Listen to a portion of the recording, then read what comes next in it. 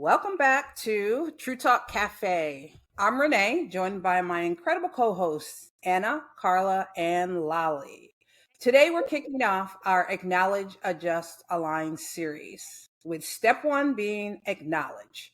We're diving into the importance of recognizing gaps and areas for improvement in both our personal and professional lives. So let's get into it. So I love it, right? We're going to dive right in. So before we can grow, we must recognize. And we must recognize specifically what's holding us back. What's our challenge? What's our own kryptonite, so to speak? The first step is to start by acknowledging some common barriers that we all face. We're going to discuss four of them today, four of which we deem imperative to overcome to achieve your goals. All right. So the first one is breaking the illusion of busy. Are you productive or just occupied? Are you truly making progress or are you just drowning in tasks? We'll explore how to audit your daily work and shift from busy to effective. So let's start the discussion. Lolly, how do you personally differentiate between being busy and being productive? Carla, I think that for me, it's always about the output. What can I show for the work I've been doing? If I've been kind of at my desk doing stuff, going through but I don't show any true completions and feel like I can check some things off, I then don't feel like I'm being productive. And quite honestly, I spent years being an efficiency and productivity expert. So this one really gets to me. If I don't feel like I'm getting much accomplished, I start to feel pretty bad. Yeah, that is true. Same here. What about you, Anna? What strategies do you use to ensure that you're working efficiently? Sorry. That's one of the things that I do often shift, right? Because sometimes I feel like even though I'm being productive, I'm not really being productive in the areas I need to be, right? I might just get squirrel moments. Lolly's laughing because she knows I could be talking to her and it's a squirrel moment happening. So what I started doing, I want to say probably just this year a little bit better because I've tried different strategies, is time blocking. So I set up time blocks for specific things.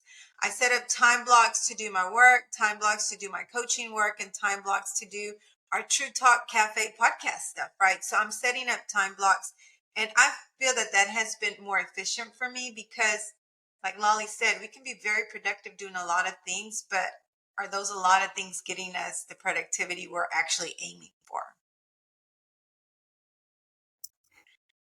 So the second barrier is the confidence gap, identifying self-doubt and imposter syndrome. Feeling like you're not enough despite your accomplishments, you are not alone. Trust me on that one. That's one of the biggest things we hear when we are coaching people and working through that. We'll break down self-doubt and how to reframe negative thoughts. So questions for discussion. Renee, have you ever experienced imposter syndrome? And if so, how did you overcome it? You're muted. Absolutely. Typically, when you're getting promoted to a new position or a higher position, right? That's usually when it shows up, at least for me, because now you have a whole new set of responsibilities, right? And a different level of visibility. So if you make a mistake, right? Now you're on blast pretty much. And everybody wants to do well, but then I think to myself, okay, they picked me for a reason, right? I must have been um, showing or exemplifying the characteristics or the work at the level that they've promoted me. So just do me, do what you've been doing and don't worry about that. If you make a mistake, that's okay too. Because I made a mistake at the level I was before, what did I do?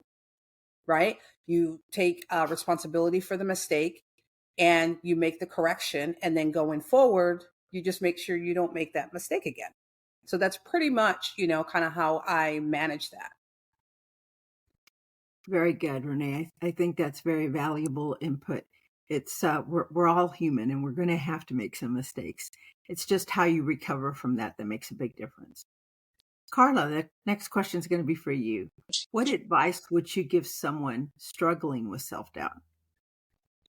So I will give our listeners two quick tips. One is to do a self SWOT analysis. I think that often helps a lot to just knowing, what are your strengths, and just be very candid and honest with yourself and look at the bright side. Not Don't be too hard on yourself. So think about what are your strengths, what are your opportunities, what are some of the threats, what are some things that you feel are threatening your success. It could be maybe family, time management, things like that, and then think about what are some of your uh, opportunities as well. So strengths, weaknesses, opportunities, and threats. So what are some of the things that you can do to help you um, emphasize the things that you are very good at? What are some of the top skills that you have? And then think about what are the opportunities mainly that you can look into developing, and what are some of the key areas that you want to focus on first based on a new position or maybe where you want to go. Then the second thing is thinking about mentors and sponsors. What are some of the things that maybe you can learn from others that you know are weaknesses for you, but perhaps are strengths for others? And think about how you can maybe leverage some activities that can benefit both of you, or maybe just being honest with them and asking them if they can mentor you and improving in a specific area. I know for me, at the beginning of my career was speaking opportunities of public speaking. I was very shy and I wasn't very good at public speaking. So I found a mentor that was growing in the public speaking industry, and he gave me a lot of really great tips, and he helped build my confidence. And he also offered me opportunities to go and do public speaking engagements at small venues, and that did help me build those skill sets. So I will say just focus on those two things: a SWOT analysis of yourself, and then finding someone that can help you develop some of your skills. Those are great, Carla. Thank you so much. The one thing I have to throw in here, I've been giving my clients as kind of homework whenever they run into this, is really about every time you start to think something negative, find a positive for it. Find a positive. And it's just the way you look at things that can make you, either feel good about yourself or worry about who you are. So when you get in doubt, find a positive that you can remember. Here's a strength. That's great, Lolly. So what I'm thinking, because I heard Carla's SWOT analysis and I heard Lolly, it's like embrace some of those gaps and weaknesses as an opportunity, right? Don't forget that the one thing we have control over is us, our actions and our worth and our value and what we bring to the table. So embrace it, work on it, improve it, and outdo it on the next level, right? Absolutely. I mean, that's great advice all around. So we're moving on to the third barrier, which is unpacking your money mindset, financial blind spots, and career transitions. And we all need this, right? At some Stop level. pointing at me.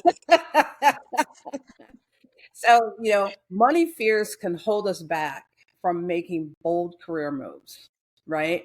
When some major change happens, we're always looking at our finances. How is it affecting my finances and my family, right? So, we're going to uncover some hidden financial barriers and strategies for confident decision making. So, my first question is going to go to Anna. What's a financial lesson you learned the hard way during a career transition? So I feel so put on the spot with this one, but how do I answer? Hi everyone, my name is Anna and I'm a shopaholic. No, Hi, Anna.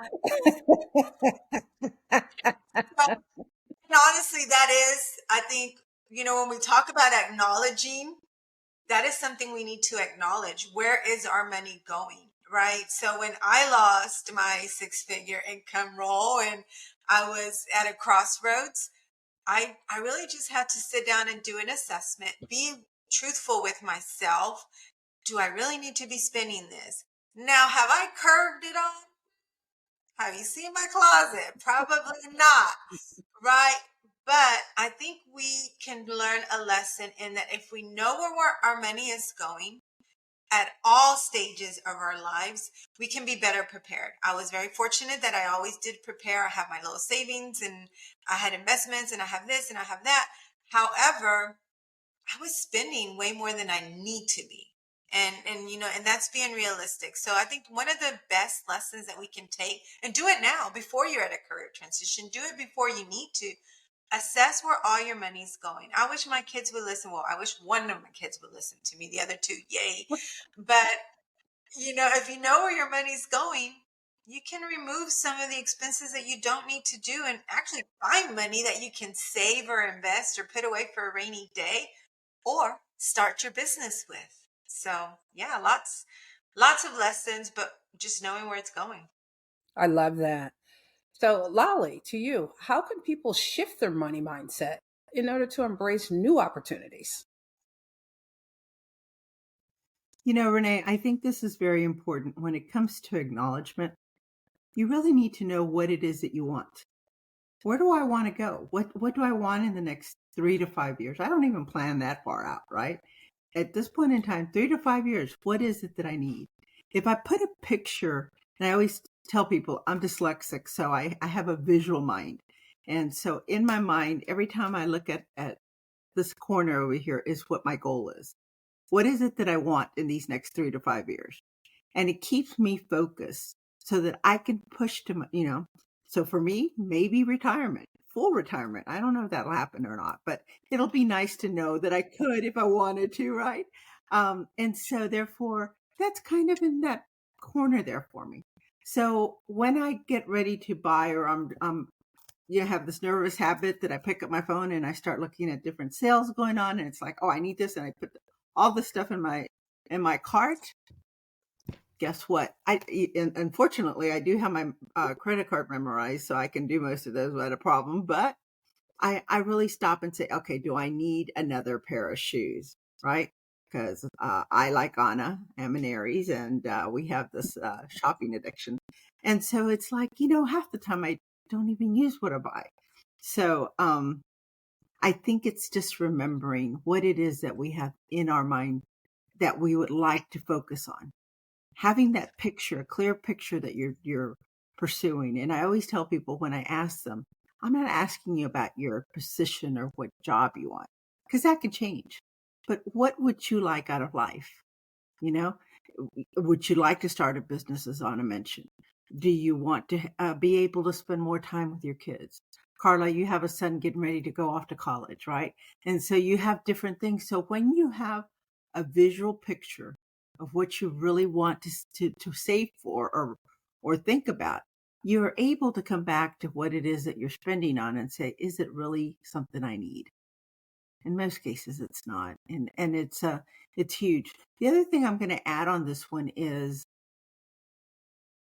don't be so quick. A lot of times we're working with people that have been laid off, and sometimes people get very anxious, and it's just like, let me just jump into this next job because I need the money.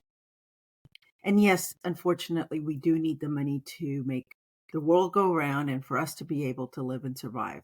But we might be able to taper ourselves enough so that you can kind of take the opportunity to look and wait for what's right for you rather than just jumping into any job that's going to give you some money, right?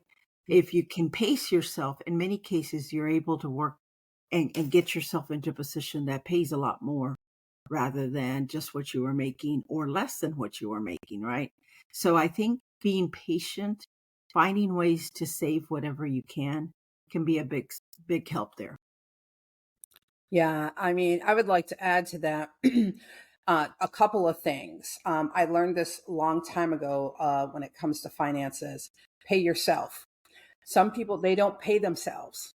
They just start, paying bills and all of that. And I learned pay yourself first, whatever that is.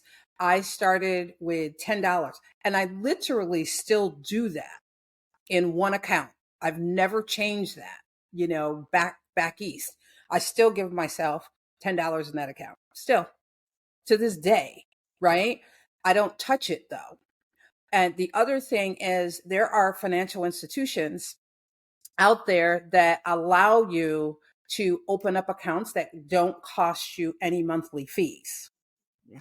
So let's say you're saving for a trip or saving for college, you can open up a separate account and then have whatever deposit you want to go into that account on, a weekly, biweekly basis. So it's out of sight, out of mind, but you are actually saving for that and you're being intentional.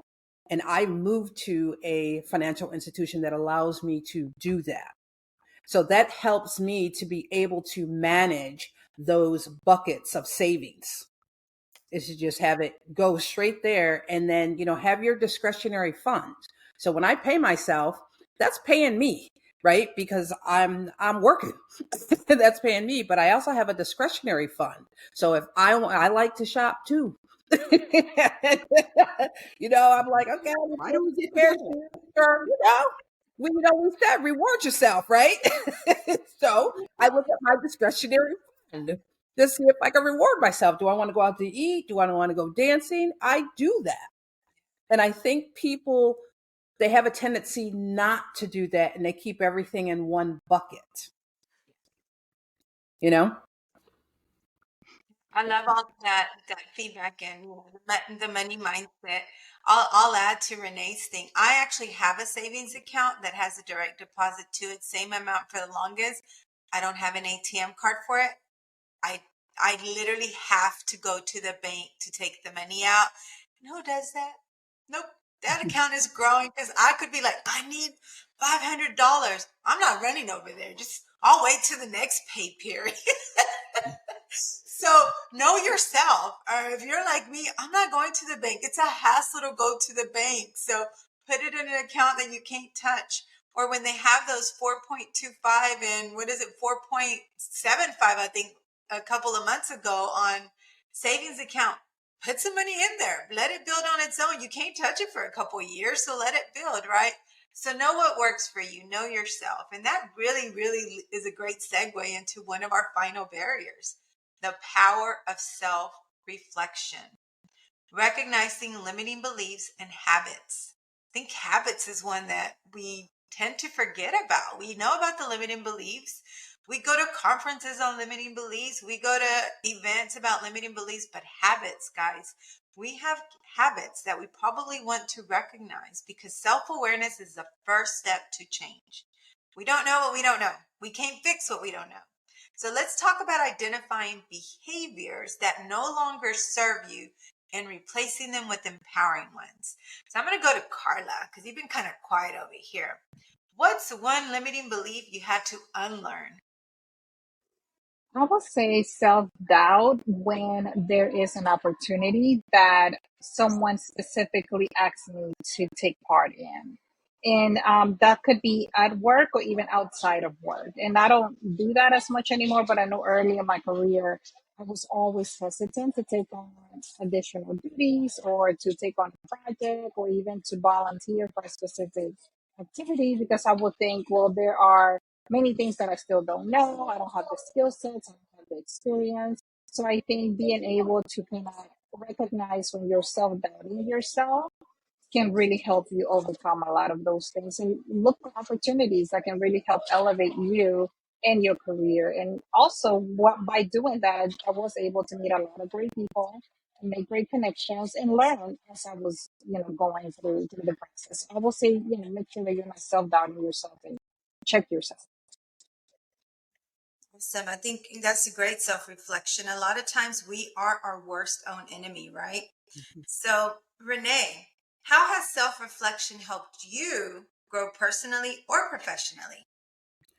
Well, as I went through the coaching program, that really opened my eyes. I mean, I did some self reflection before, but it gave you a framework, right? Going through this coaching program so that you could help others, right?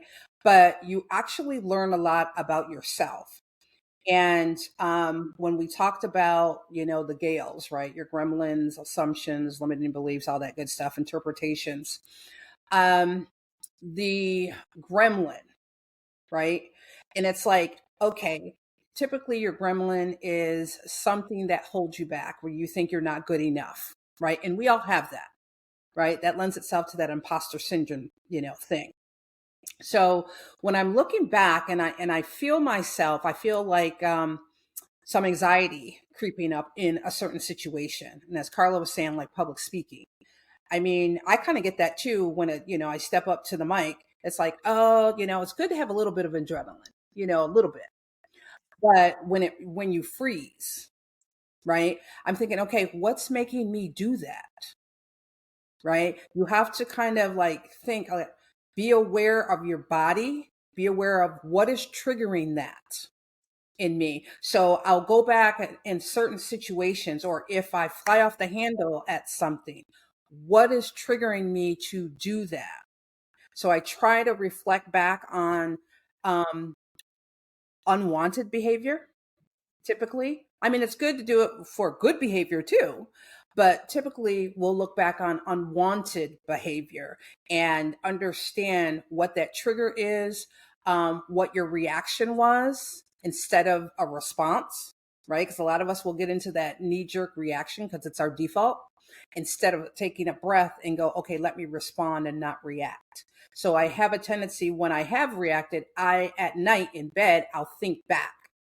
All right, that's where I do my self reflection, is when I'm in bed and I think back on those situations or conversations during the day.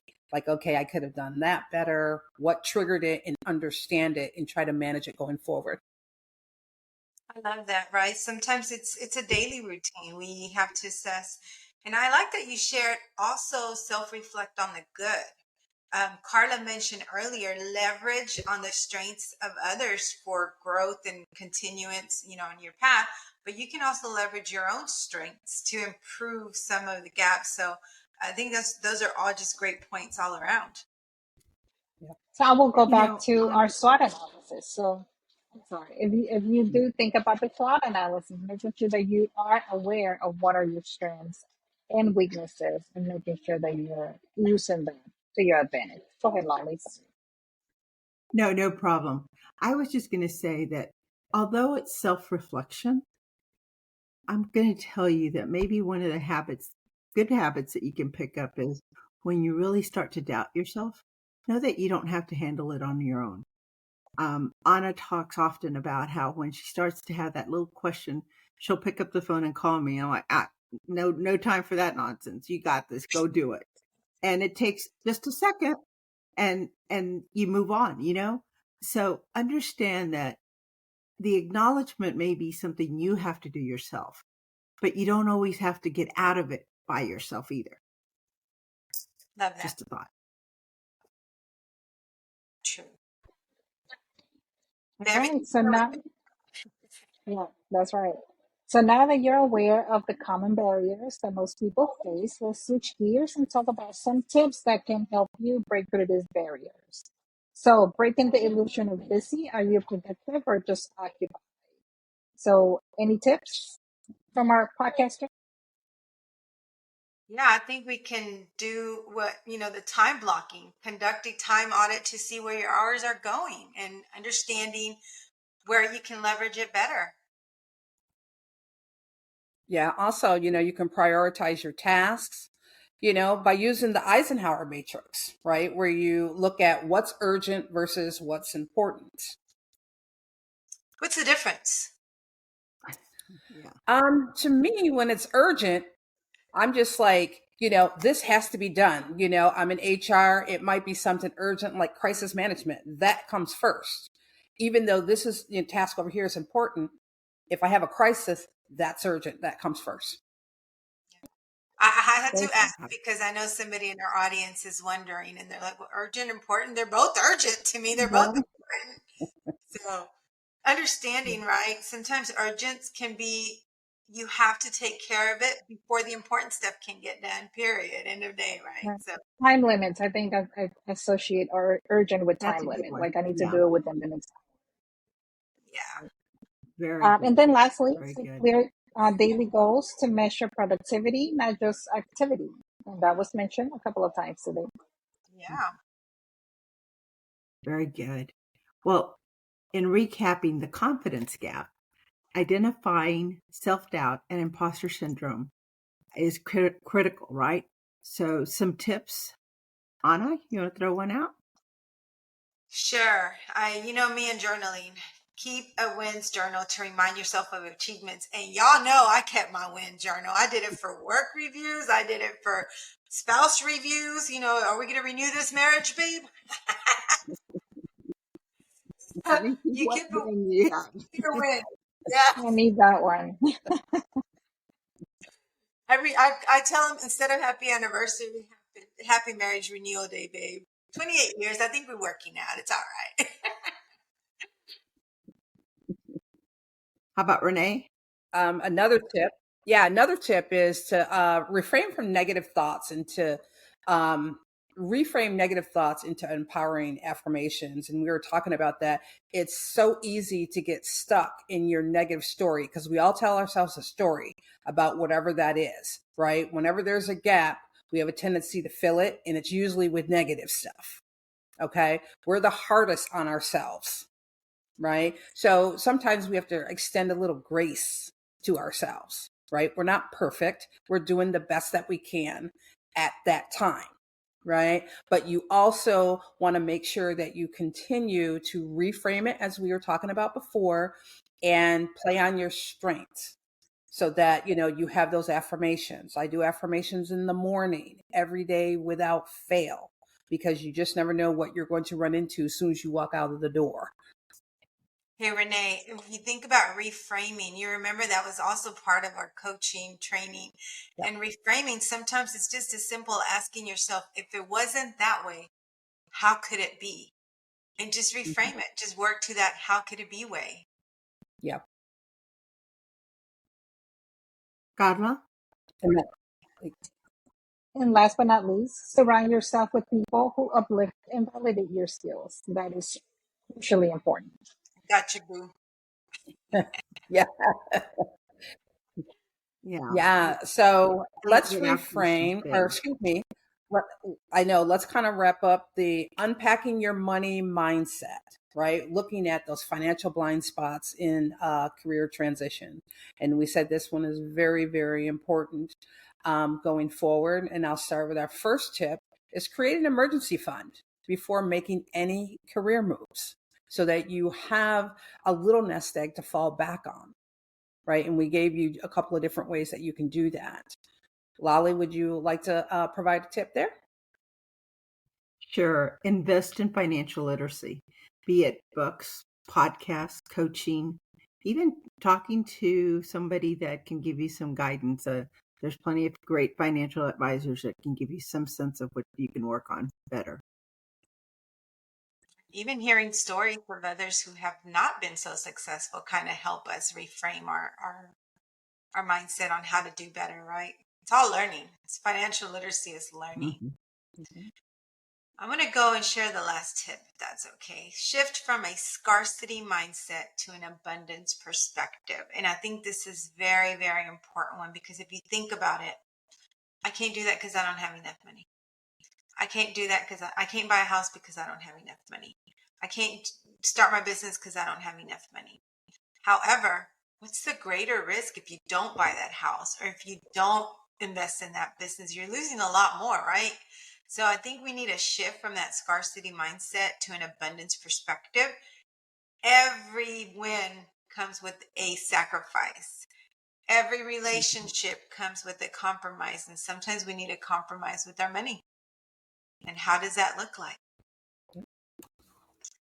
And then we're going to shift on to the final topic and barrier that we discussed, which again is the power of self-reflection. I don't know if they gave me this topic because I'm so full of myself and I reflect on myself so much.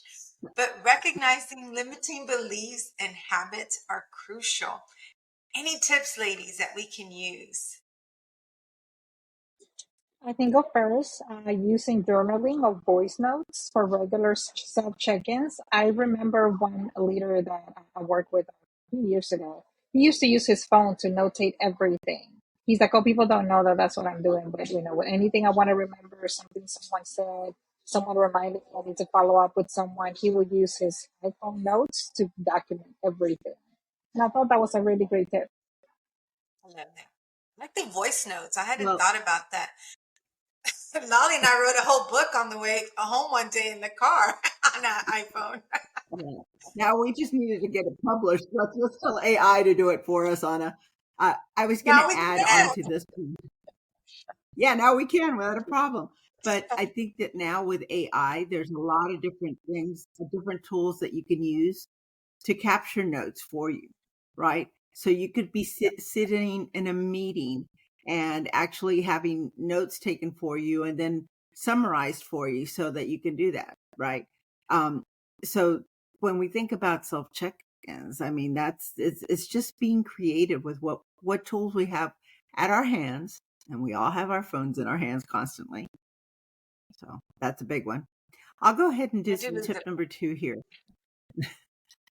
Identify recurring thought patterns that limit your growth, right? And that's huge. Um, I'm a trend analyst, right? So I see things that most people don't see. And I can tell you that I see this a lot. And I keep telling Anna, we have some people out there that are really getting to the point where they're the ones that are limiting themselves. We're no longer letting other people limit us. We're putting the limits because we feel like we've gotten to a place where we want it to be. We've done better than our parents. We've done better than most of those people around us. And then we're like, okay, well, there really is no other place where I need to go.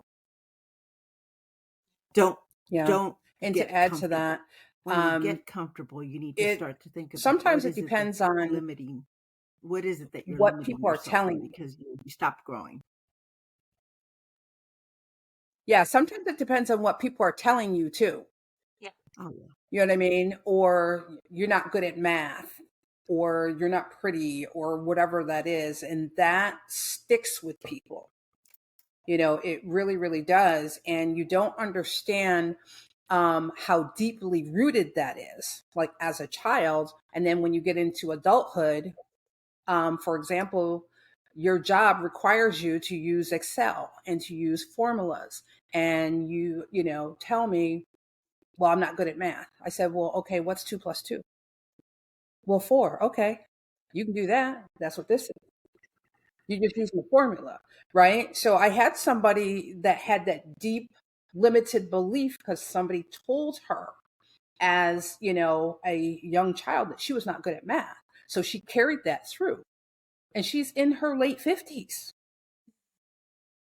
And wow. so it was hindering part of her job responsibilities. So I had to, use our coaching to break through and get her to let go of that limited belief.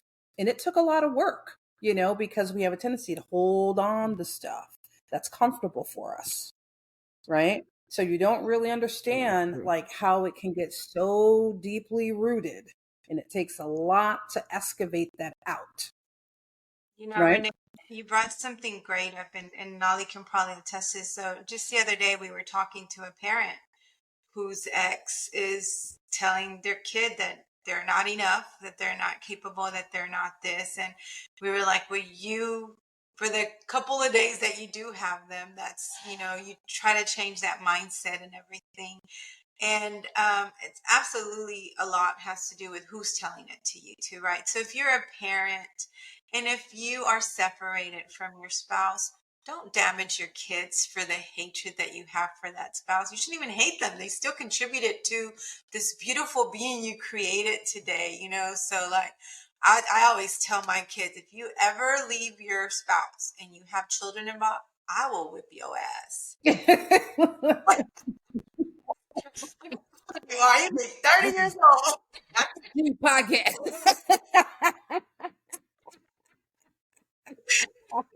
I know I do it. You do know you do Yeah. it. Um, Yes. but you know what, Anna, what you just said was something that reminded me of years ago back in one early sales training. Something called the Pygmalion effect, which is Mm. basically as parents, as teachers, um, when you're around kids, if you tell kids you're stupid, you're this and that, you're no good, you're no nothing, guess what that kid's going to grow up to be? Yet if you tell, and this is not just at kids, this can be at a team at work. if you tell that team member, you're really smart, man, this was a great idea. You need to, you need to keep doing these things. Guess what's going to happen is they're going to really live up to the name because they enjoy the recognition that you're giving them. So it's simply about building stars by providing positive feedback. And that's really kind of comes back to you too. If you're constantly beating yourself up because you don't have the capacity or you don't know how to do this, or I don't know, I may need another degree before I can go after this or not. You know what? A degree is supposed to be a stepping stone, something that will open doors for you. It doesn't mean that you have to. Now, there's some jobs like a doctor. Yes, we want you well prepared, Maybe. but some of those things you don't need to, right? You need to go out and try and test yourself. But look it up. It's called the Pygmalion effect, and it is really about what you tell somebody, be it yourself or be it somebody else, and how much it'll drive the growth that they have. I love it. Like, I think we're going to need a whole other conversation on that topic alone, because when you said that right away, who remembers Henry Ford's quote? Whether you think you can or that you can't, you are probably right. Mm-hmm. Exactly. Yeah. And our last tip on that is to seek feedback from trusted mentors and peers, right? Yes. Again, getting that somebody that can speak to you in truth and in love, right? Where you're not being I guess, beaten down and browbeated with negativity. If it's somebody that you love and they can share a truth with you, you may not like it, but it's the way that they're sharing it with you, right? So then you can take your time to process it as opposed to, having to defend off, and you get so defensive from other people browbeating you with limited beliefs. Reminds me of the Wills having your board of your person on board of directors. Remember, what was I, guys? The truth teller. The truth teller. I'm I a don't know truth why. teller. Yes. Without question, okay? Yeah. We got We you. we have to do a podcast on board of directors, literally, and Yes, go into a little bit more. we'll do That'll be it. coming. Stay tuned. But just to wrap up, today's episode, on acknowledging your gaps. We identified gaps, we identified areas of improvement, and gave you 4 different barriers. And we're going to put some of this stuff in our show notes. And if you're interested in joining our community, we would love to have you do that. You can find us on social media at True Talk Cafe on Facebook, Instagram, and you can get us on YouTube as well. Make sure you like us. And the next time, because we're doing a 3-part series here, next up, we're going to be talking about how to make adjustments for real change. So once you've identified those gaps, how then do you make those adjustments, right? So if today's episode resonated with you, share it with someone who needs to hear it. Don't forget to follow us on, at True Talk Cafe on social media.